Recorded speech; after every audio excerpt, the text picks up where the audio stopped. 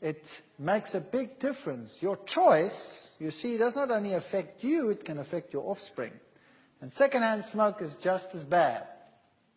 Then there's something else about certain plants. We've looked at secondary plant compounds, phytochemicals that are healthy. Now, there are phytochemicals that are harmful in certain plants.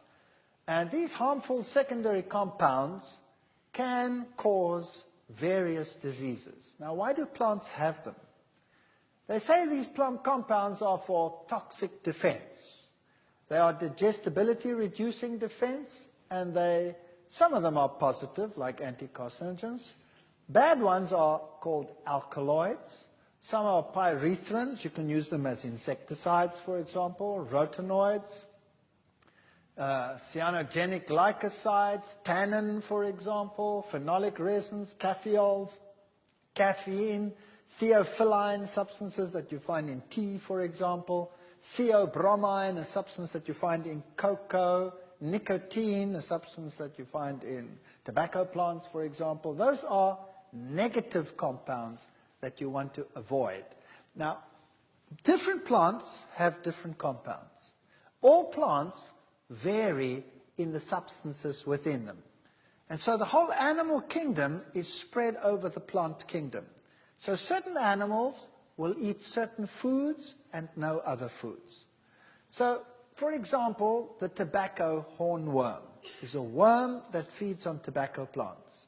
And it has an enzyme which neutralizes nicotine. So that worm can eat that plant from morning till night, and the nicotine is neutralized and excreted, as though it weren't even there. But it's also attracted to the nicotine. It's its target, and it goes and it eats it. The koala bear is attracted to eucalyptus oils. And the eucalyptus oils are eaten and attracts the animal, and that's its diet. It sticks to that diet. Another animal comes along, tastes eucalyptus oil, and goes, doesn't eat it. And so the koala bear has assured that that's its diet. And so the animal kingdom is spread over the entire plant kingdom in the world. Now, it's very interesting that an ungulate, for example, the eland, which is the largest ungulate in the world, that goes along and it will eat acacia leaves. And the same happens as would happen in tea or in coffee. And we'll talk about that as we go along. Here's the coffee bean. That contains caffeols and it contains caffeine. Caffeine and theobromide, the one that you find in cocoa products, are very, very similar. Fatty acid concentration gets increased when you consume these. Blood pressure increases, stomach acid. Adrenaline, noradrenaline levels start increasing, gives you a fight and flight mechanism, a stress reaction. Digestion and absorption time is increased. Caffeine is toxic. It interferes with muscle action. It's an enzyme suppressant. It's a carcinogen. 500 grams of tea contains enough caffeine to kill 1,000 mice. That's just one packet of tea. And it's mutagenic. For example, tetragenicity, more than the normal number of fingers, hair lip, and cleft palate. If you feed rats caffeine, then they develop tetragenicity, more than the normal amount of number of digits. Or they develop hair lips, cleft palate, and what they also develop is exencephaly. There's a higher incidence of exencephaly, the brain developing outside the body. And that's not too uncommon in the world today either. These are the substances that you find in tea, coffee, and cocoa. Theophylline you find in tea, theobromine you find in cocoa products, and caffeine you find in tea and in coffee. Now, these substances would normally prevent animals, other than those that are adapted for that particular compound, to stay away from those plants. And that is a way in which the animals are spread over the the plant kingdom. Now, what happens when an animal consumes something that it's not geared for? Well, then it has all these negative reactions. So what happens when, for example, you take caffeine into your system? The first thing that happens, besides all those negative effects, is that the caffeine causes your adrenal gland to release hormones. Two of them, adrenaline and cortisone. And adrenaline is the fight and flight mechanism, hormone. So you are geared to defend yourselves or to run like blazes. One of those two, right? The cortisone, on the other hand, is there to prevent inflammation in case of damage. And it is also there to make sure you have enough energy to do the fighting and the running. So what happens is the cortisone affects the liver, and the liver releases huge amounts of glycogen into the bloodstream. And that's the same as taking a huge glass of sugar water. So you have all this sugar suddenly coming into the bloodstream, ready for the action, the stress reaction that you're going to take part in now. But why do people drink coffee? To go for a heavy run or to beat someone up? Yes or no? No, just to wake up. And where do they sit while they're doing it? At their desk at the computer. So what happens? All of a sudden you drink your coffee and you get a glucose surge. That means you wake up. And in actual fact, you're getting ready to run or defend yourself or beat someone up. But you don't. You just continue with the computer. So now what's your body going to do? It's going to say, whoa, I have an emergency here. So it has to react to this glucose surge, so it releases insulin, and down come your glucose levels. And then all of a sudden you're hypoglycemic, like we discussed just now. That means you're feeling lethargic, tired, stressed. What's the solution to the problem? I need another cup of coffee. So you get another cup of coffee, and you go through the same process over and over and over again.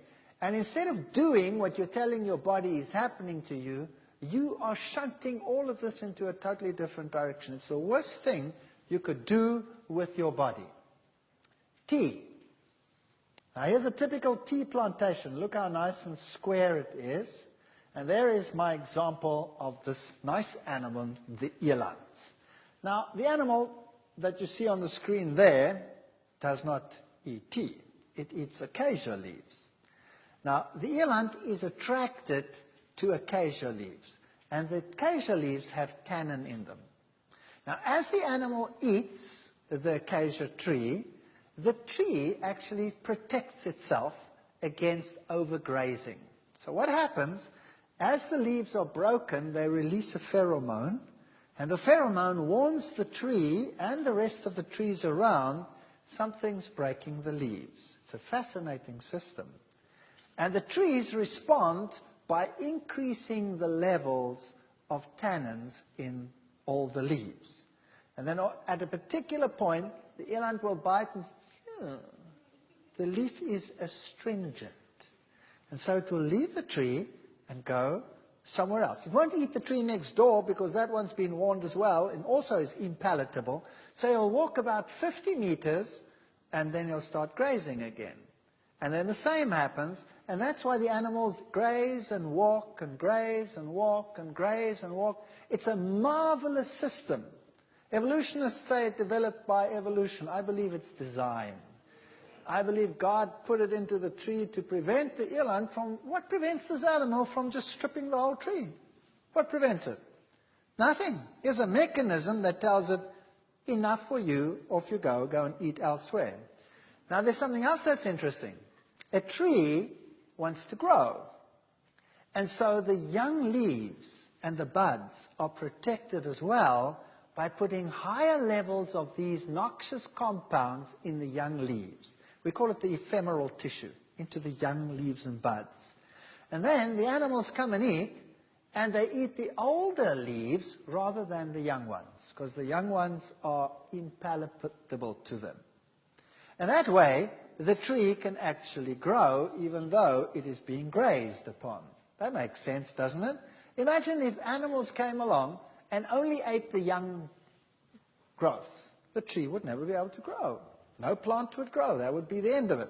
So nature is designed so that there is no overgrazing and that plants can grow even though they are a food source for animals. It's actually a magnificent system. So now, what have we established?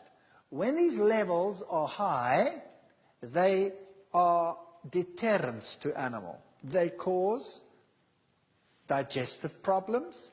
They cause repression of enzymes and functions such as that. So now let's see what happens when you go to gather tea. Notice that these plantations are square on top and on the sides. They are square. How did that happen?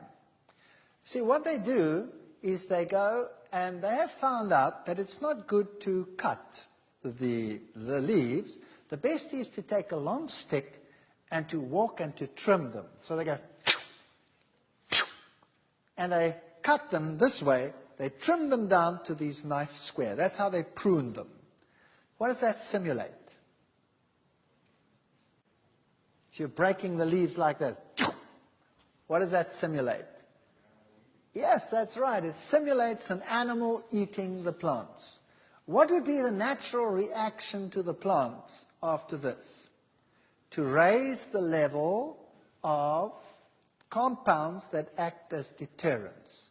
And when the young leaves then come out after that process, they will have higher levels of deterrents than in a plant that had not been treated in this way. Does that make sense? And then the pickers go out, and for the very best of teas, what do they collect?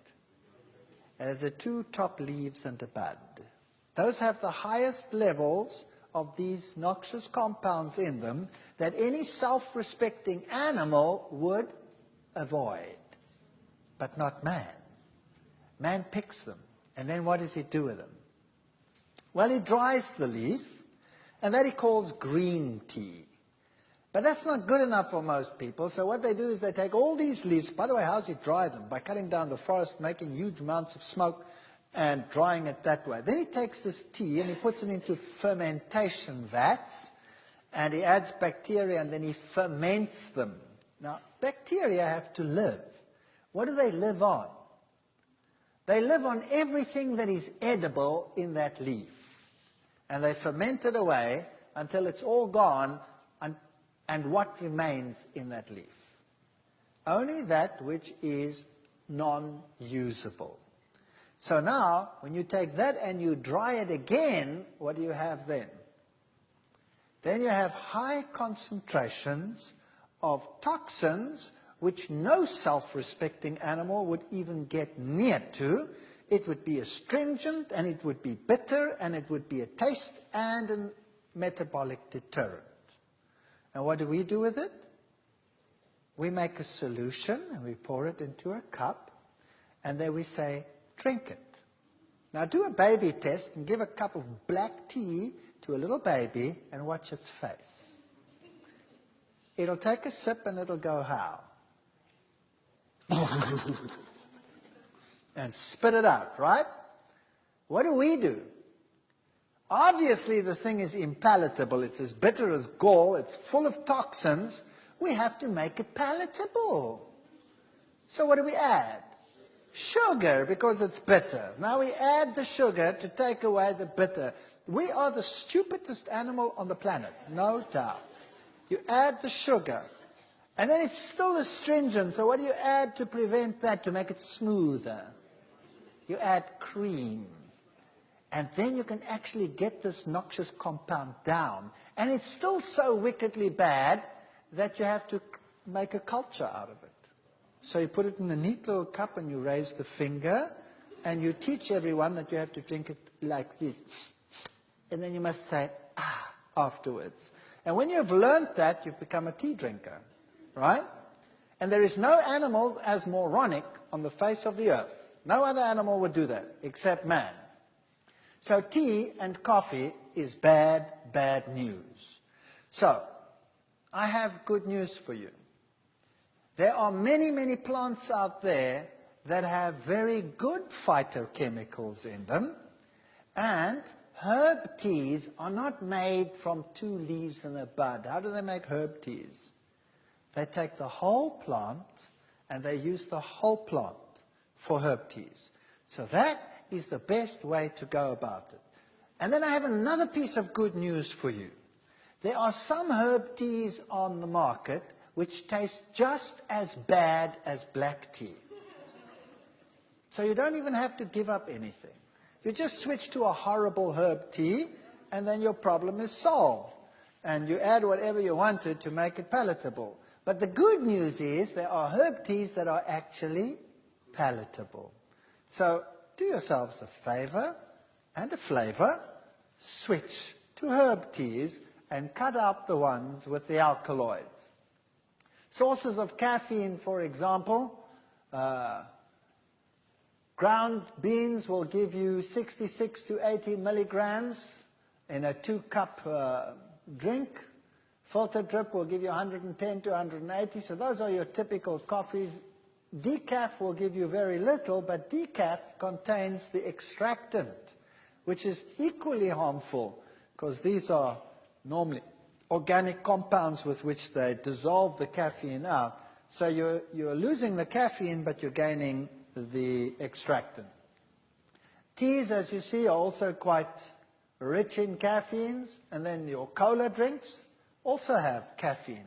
So Coke has a double whammy, 12 teaspoons of sugar, plus it has caffeine. It gives you a double whammy. So Coke actually should never be consumed by any human being. In fact, that company, well, what's the name of the product? Coke. Why? Because it's the extract of what? Cocaine plants. And these days they have to extract the drug, but it makes it addictive, or it used to in the past probably, and now they just add caffeine to solve that problem, because that'll make it also addictive, because they'll make you constantly hypoglycemic and on you go, and it makes it addictive. Chocolate products are bad, bad news. Look at all the products and the theobromines you get out of those. Cold remedies, weight control things, diuretics, they put these compounds into everything. For example, a simple slab of Cadbury milk chocolate, 1 ounce, will contain 44 milligrams of theobromine. Chocolate syrup, 2 teaspoons, 89 milligrams. Chocolate flavor, mixed milk, 120 milligrams. You give it to our kids all the time. I don't understand why we do that. These days you can buy soy milks that have got chocolate and cocoa products in them. Well, why don't they make one with carob? Why do they have to make it with caffeine and theobromine products? I wouldn't drink it. I'd just watch people drink it. Now, that's one thing we can avoid. Remember, this lecture is called Your Health, Your Choice. It is your choice whether you want to drink cocoa products, whether you want to drink teas and coffees, when you could drink herb teas, and you could replace your cocoa products with carob products and retrain your palate, and you don't really have to give up anything, you just switch to something better. And there's something